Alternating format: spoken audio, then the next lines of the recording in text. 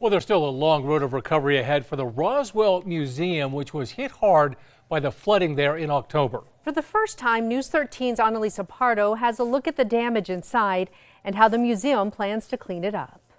This is the original adobe, and so this is the flood line here. Exposed adobe, boarded up doors, and empty galleries. It's an interesting bit of history. Here's the original door that went into the gallery. Show what's left after up to 6 feet of water burst open doors at the Roswell Museum in October, flooding the building, turning displays like this into this. It's going to be a long recovery process for both the collection and then also the museum facility. From modern art to Native American artifacts, director of the Roswell Museum, Caroline Brooks, says staff and volunteers spent 2.5 weeks evacuating it all. We had quite a variety of artifacts and objects in our collection, and so really everything was impacted. Luckily, there was one important piece We have to save the O'Keeffe. Barely touched. The flood line had hit the bottom of the frame, so luckily it hadn't impacted the work itself. They were able to save the O'Keeffe piece and send it to the Georgia O'Keeffe Museum in Santa Fe, who's holding it for them for now. Meanwhile, about 4,000 damaged pieces were sent on refrigerated trucks to conservators in Chicago. It's going to take time to figure out the next steps. The museum's renovation set back by the damage as staff figures out how to rebuild and mitigate this from happening again, still hoping to offer its programming to the community in the meantime.